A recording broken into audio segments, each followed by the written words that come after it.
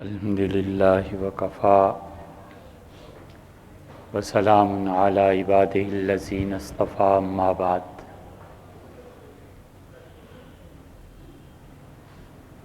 اللہ تعالیٰ نے دنیا میں جتنی بھی تہذیبوں کو ارتقائی مراحل سے گزارا ہے، ان سب معاشروں میں ایک چیز یہ رہی ہے کہ انسان کیا ہے۔ دوسری چیز یہ رہی ہے کہ اس معاشرے میں اللہ کا تصور کیا ہے، اور تیسری چیز کہ اس معاشرے میں خود دنیا کا تصور کیا ہے۔ اور پچھلی مرتبہ یہ عرض کیا تھا کہ اللہ اعتقاد کے طور پہ مسلمان معاشرے میں ایک زندہ حقیقت ہے،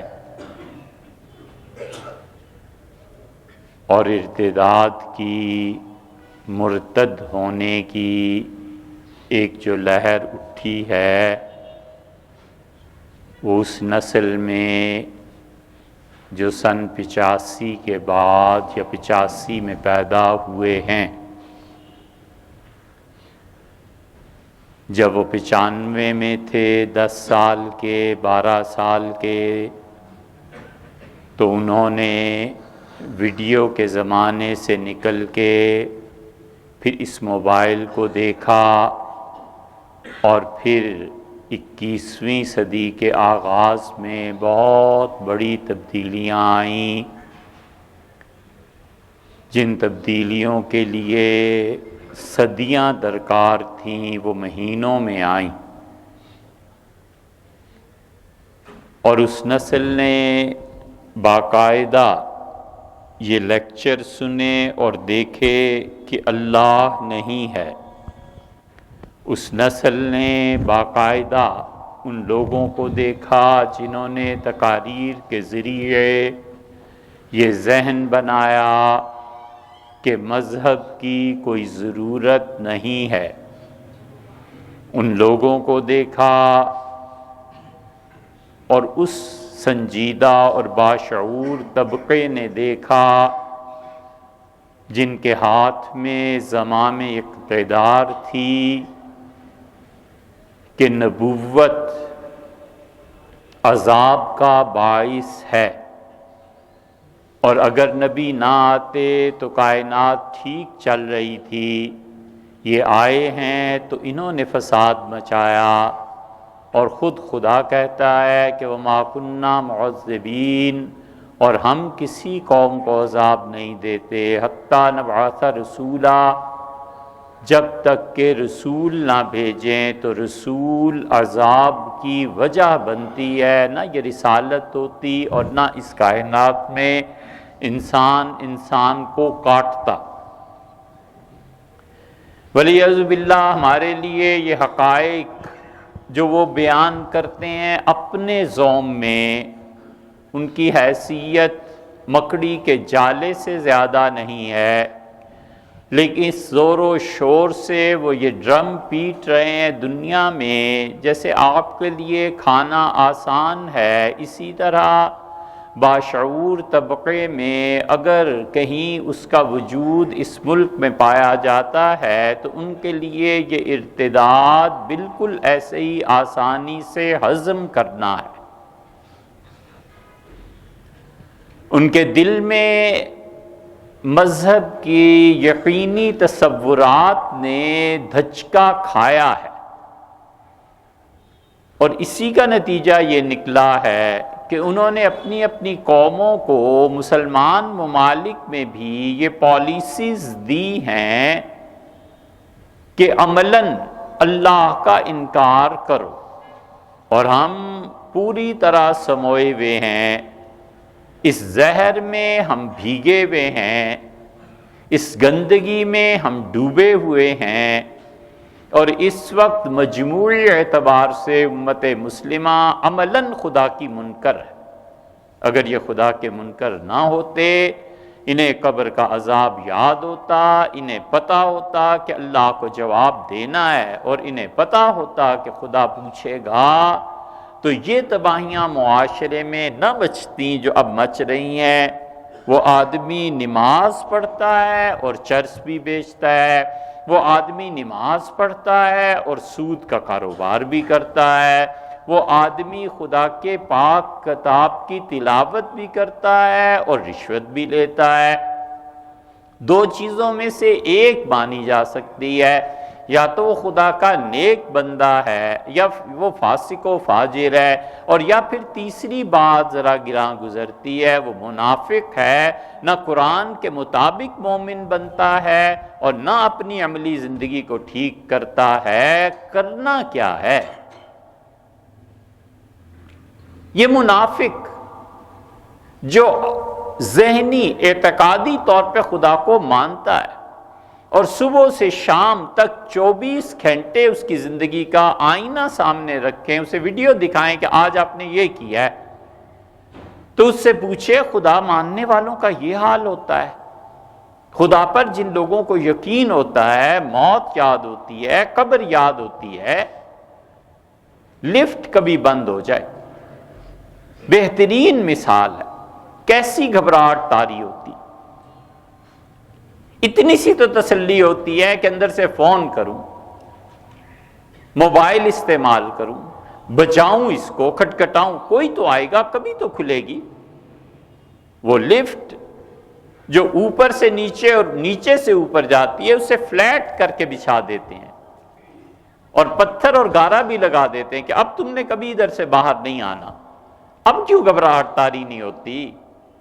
یہ سوچ کے کیوں پریشانی نہیں ہوتی کہ جو چاہنے والے تھے عمر بھر کے، وہی مٹی ڈال آئے اور وہی دبائے۔ اس منافق سے کوئی پوچھے کہ زندگی میں تو تم خدا کو مانتے تھے، قبر کبھی یاد آئی تھی؟ جنت اور جہنم کبھی یاد آیا تھا؟ ہے کیا؟ اس لیے مسلمانوں کی اکثریت اس ملک میں اعتقادی طور پہ خدا کو جانتی ہے۔ خدا کا کوئی منکر کہے تو صحیح خدا نہیں ہے، مار نہ دیں، قتل کر دیں،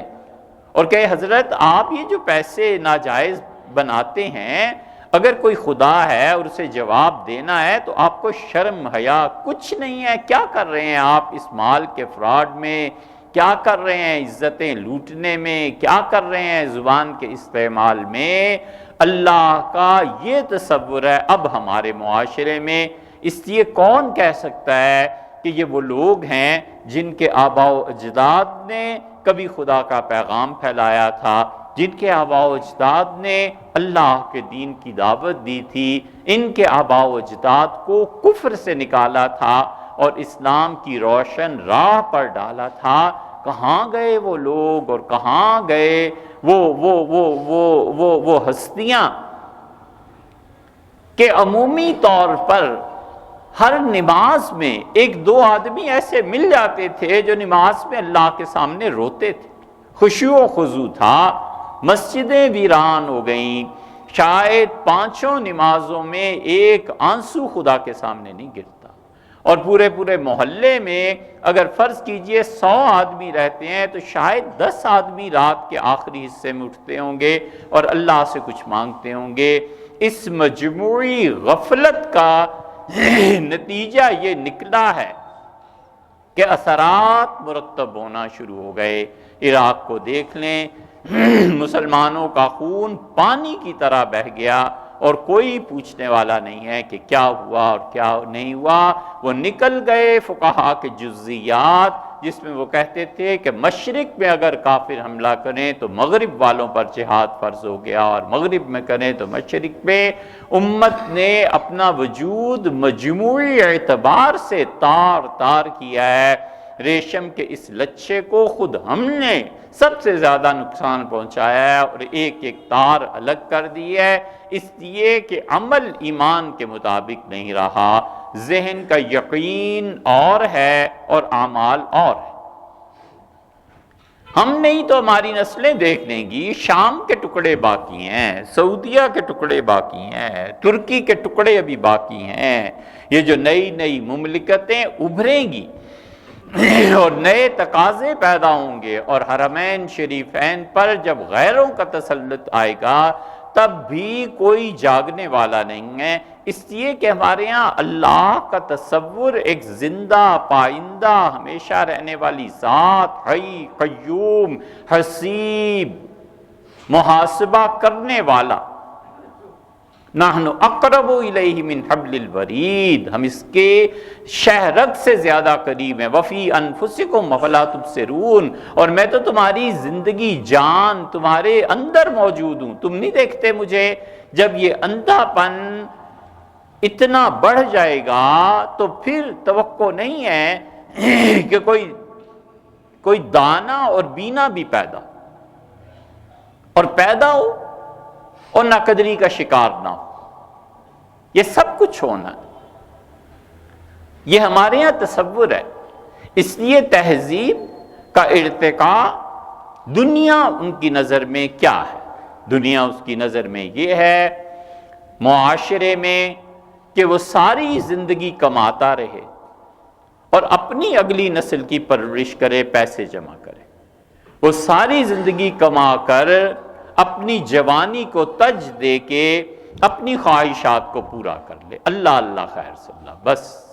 دنیا کا تصور ہمارے یہاں اس سے زیادہ اب کچھ نہیں رہا کہ ایک پیٹ بھر جائے اور ایک اس غذا کے نتیجے میں پیدا ہونے والے جو تقاضے ہیں وہ پورے ہو جائیں، اللہ اللہ خیر صلی اللہ۔ ہم نے کبھی سوچا ہی نہیں کہ دنیا کہاں جا رہی ہے، کیوں بھیجے گئے تھے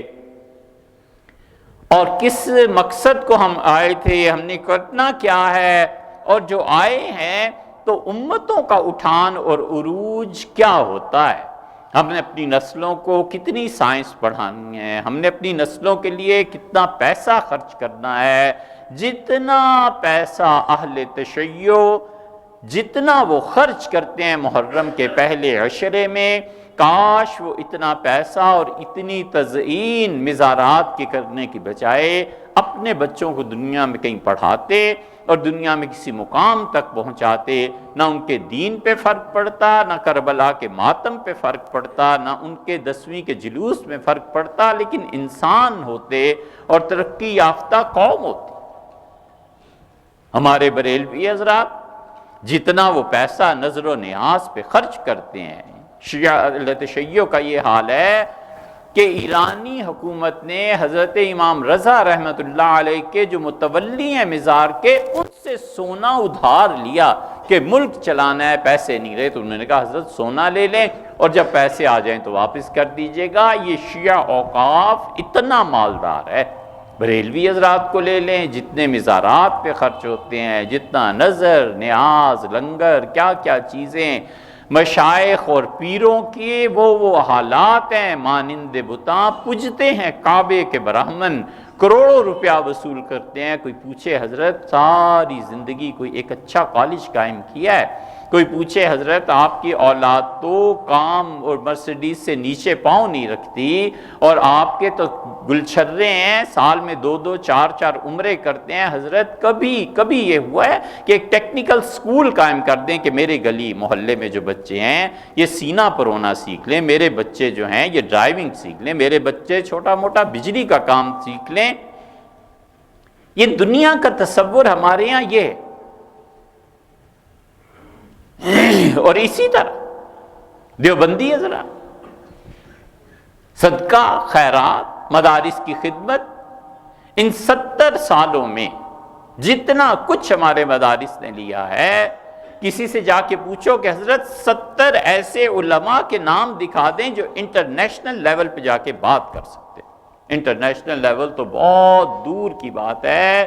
فزکس ڈپارٹمنٹ یہ ہے، قائد اعظم یونیورسٹی اس کے لڑکے آ جائیں، مولوی صاحب 10 منٹ لڑکوں کے سامنے کھڑے نہیں ہو سکتے، اس لیے کہ ہم نے پڑھا ہو تو تب کوئی بات کرے نا، ہمیں عالمی سطح پر ہونے والی تبدیلیوں پہ نظر ہو تو ہم بات کریں، ہم نے پڑھا ہی کچھ نہیں۔ وہ کہتا ہے مولوی صاحب کدھر ہے خدا، کہاں کی بات ہے؟ اور جن کو ہم کافر کہتے ہیں اور یقیناً کفر ہے، وہ لوگ ترقی کر رہے ہیں،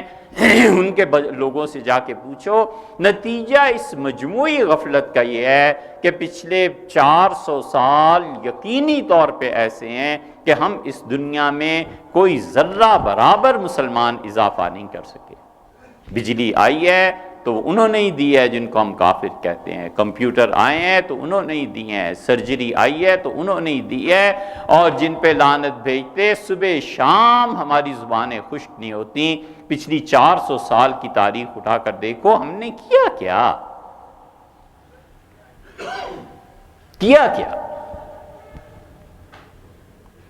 ہم سے خدا پوچھے کہ تم کیا کرتے رہے اس دنیا میں، ہے کوئی جواب جو دے؟ بلخ کے شقیق رحمت اللہ علیہ تھے، ان سے کسی نے پوچھا، بڑے بزرگ تھے صوفی، انہوں نے کہا کیا کرتے ہو؟ انہوں نے کہا حضرت مل جائے تو کھا لیتے ہیں، نہ ملے تو صبر کر لیتے ہیں۔ انہوں نے کہا ہاں ٹھیک ہے شقیق، میری گلی کے کتے بھی یہی کرتے ہیں، مل جائے تو کھا لیتے ہیں، نہ ملے تو صبر کرتے ہیں۔ چپ ہو گئے، پھر ادب سے عرض کیا کہ حضرت آپ کچھ بتائیں۔ انہوں نے کہا مل جائے تو بھائیوں کو شریک کر لیتے ہیں، نہ ملے تو سب صبر کرتے ہیں۔ ہے دونوں زندگی کے انداز۔ ہم میں وہ وسعت قلبی پیدا نہیں ہوئی، ہم میں وہ وسعت ظرفی پیدا نہیں ہوئی، ہم میں وہ مادہ ہی نہیں رہا کہ ہمیں اس زیاں کا احساس ہو کہ کہاں سے اٹھا کر کہاں زمانے نے پٹخ مارا ہے اور بھیجا نکال کے رکھ دیا ہے پچھلے 400 سال میں۔ اس لیے کہ ہمارے نزدیک دنیا کا تصور بڑا محدود ہے۔ ایک اچھی جاب مل جائے،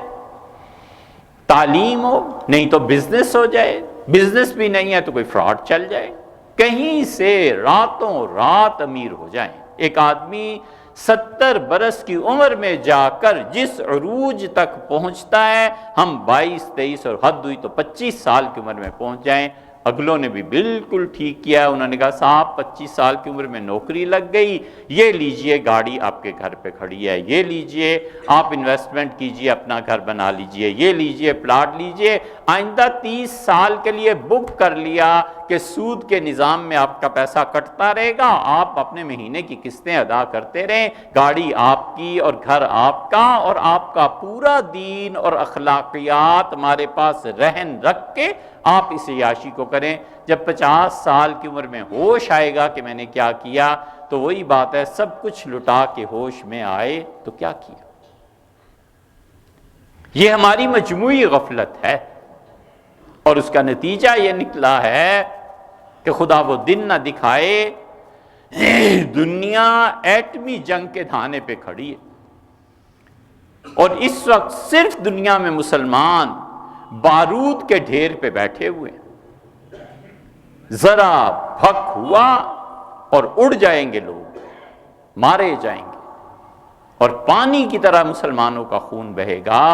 کوئی پوچھنے والا نہیں ہوگا۔ شام کے حالات ہم نے دیکھے ہیں، عراق ہم نے دیکھا ہے، یمن ہم نے دیکھا ہے، سعودیہ کی چیزیں ہم نے دیکھی ہیں،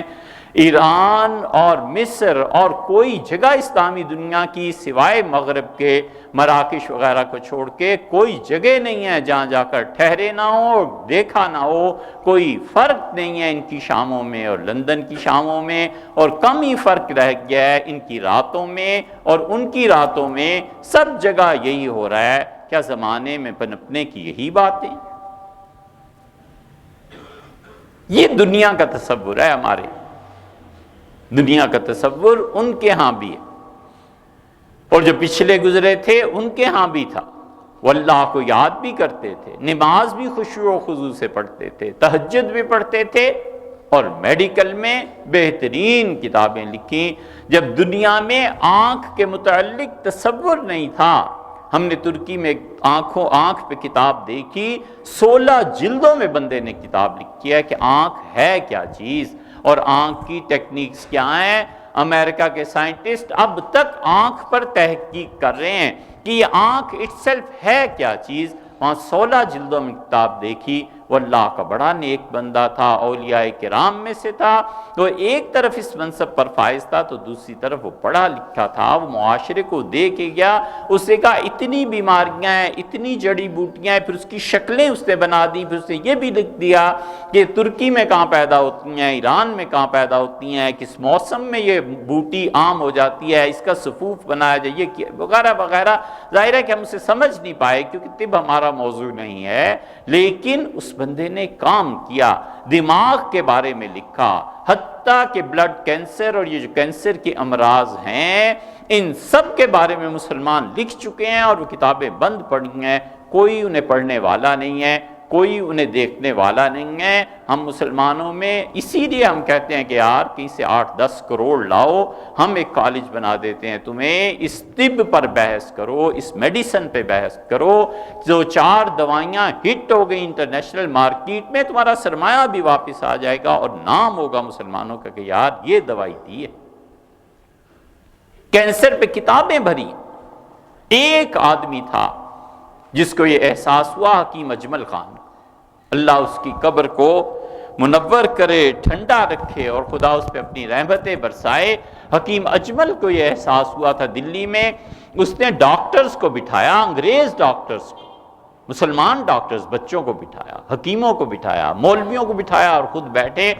اور انہوں نے کہا کونسل ہے اور فکر نہ کرو، پرواہ نہ کرو بچوں، سارا پیسہ میں خرچ کروں گا، ہم تحقیق کریں کہ مسلمانوں کا طب کیا ہے اور اس طب کو عام کرو، ہم ہندوستانی جڑی بوٹیاں استعمال کریں اور اپنے علاج ہم خود کریں۔ ہم کیوں یورپ سے اتنی دوائیاں منگاتے ہیں، کیوں اتنی مہنگی دوائیاں ہیں، غریب خرید نہیں سکتا۔ اور حکیم صاحب کا یہ حال تھا اجمل کا کہ ایک مرتبہ پیسے کی کہیں سیاسی ان چیزوں میں کمی پڑ گئی اور انہوں نے ایک انگوٹھی دی، یہ بات ہے 1916-17 آج سے 100 سال پہلے کی، اور کہا دلی میں اس کا کوئی تاجر نہیں ملے گا، کوئی صراف نہیں ملے گا، بچے جاؤ اور یہ بمبئی میں بیچ کے آؤ، سیٹھوں کو دکھانا۔ وہ انگوٹھی 20 لاکھ میں بکی، اس وقت کا 20 لاکھ، جب سونا ہی 100 روپے تولا ہو، 90 روپے تولا ہو۔ انہوں نے سارا پیسہ خرچ کیا، انہوں نے کہا بیٹھو پڑھو، پڑھے ڈاکٹر حکیم بیٹھے،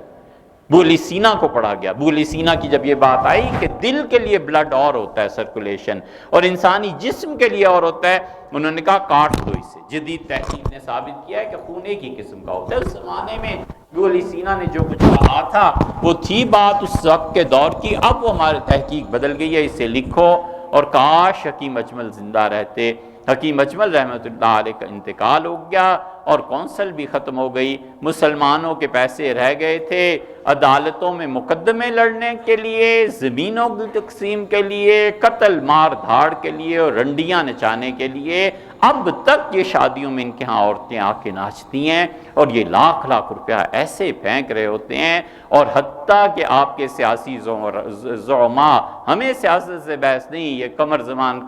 قاہرہ جب گیا وہاں پر نیو یارک تو دوست ہمارے بتاتے تھے، کہنے لگے ہم حیران ہوئے، ڈالرز نشاور کر رہا تھا انگریز لڑکیوں پہ، یہ آپ کی سیاسی قیادت ہے، لیکن آپ نے پھر بھی ووٹ دینا ہے، ہمیں سیاسی قائدین کو تو کچھ کہنا نہیں نا، معصوم دھلے ہوئے دودھ کے نازل ہوئے ہیں، یہ ہمارا حال ہے۔ حکیم اجمل نے پیسہ خرچ کیا، اس کا بناؤ۔ حکیم سعید نے پیسہ خرچ کیا، ایک چیز لے آئے مارکیٹ میں، روح افزا، انٹرنیشنلی ہٹ ہوئی۔ ان کے پاس بنانے کے لیے وقت نہیں ہے اتنا جتنی اس کی ڈیمانڈ ہے۔ یہ پچھلے بھی تو تھے، یہ بھی تو خدا کو یاد کرتے تھے، یہ بھی نمازیں پڑھتے تھے، یہ بھی مسلمان تھے۔ اب کیا ہو گیا ہے؟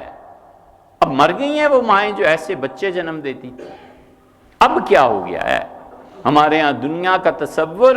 صرف ایک ڈگری اور پرزے کے متعلق ہے، بس کہ یہ لے لو M S C degree, doctorate, فلاں فلاں، اور اس پہ تمہیں جاب مل جائے گی، اور جاب ملنے کے بعد تم پھر بچوں کو جنم دو اور پھر بچوں کی ضروریات میں کھو جاؤ۔ اس سے بلند تر تصور ہی نہیں ہے۔